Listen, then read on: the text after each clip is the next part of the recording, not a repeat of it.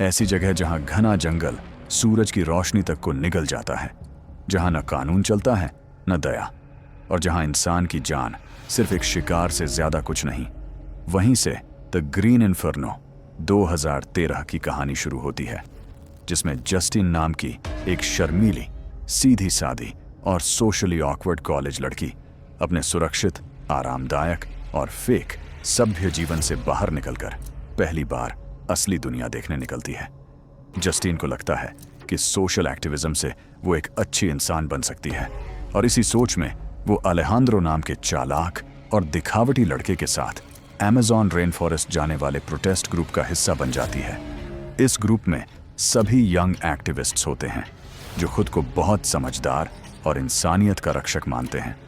उनका मकसद होता है जंगल में रहने वाली एक आदिवासी ट्राइब को बचाना, जिसकी जमीन पर एक बड़ी कंपनी कब्जा करना चाहती है।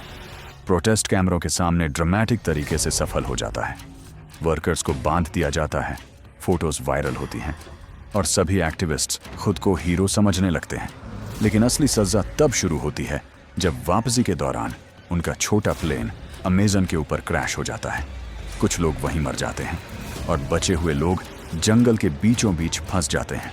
न खाना, न दवा, न रास्ता और न ही किसी मदद की उम्मीद। डर और भूख धीरे धीरे सबके दिमाग पर हावी होने लगती है। तभी अचानक एक लोकल ट्राइब सामने आती है और जस्टिन समेत सभी को पकड़ लेती है।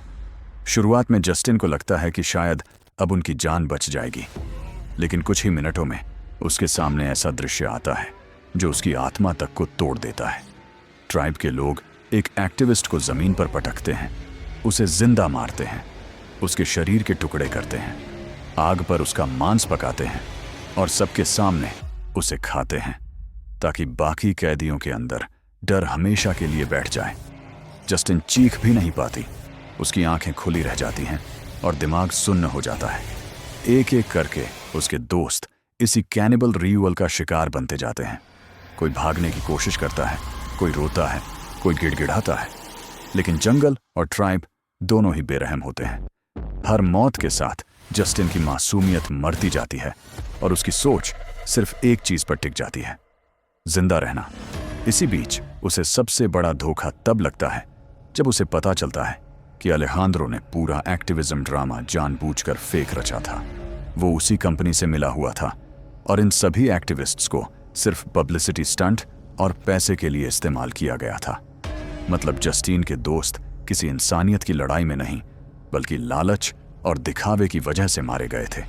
यह सच जस्टिन को अंदर से पूरी तरह तोड़ देता है, लेकिन डर उसे मरने नहीं देता।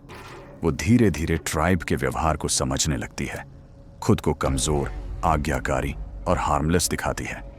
उनके रिचुअल सहती है, दर्द छुपाती है, यहाँ तक कि खुद को उनके नियमों के अनुसार ढाल लेती है ताकि सही मौका मिल सके। और जब उसे भागने का मौका मिलता है तो वो पूरी ताकत और होश से उस नरक से निकलती है, कई खतरों और मौत को छूते हुए किसी तरह सिविलाइज्ड दुनिया तक पहुंचती है। लेकिन अब जस्टिन पहले जैसी लड़की नहीं रहती। उसकी आंखों में डर बस चुका होता है, चेहरे पर सन्नाटा होता है और इंसानों पर से भरोसा पूरी तरह खत्म हो चुका होता है।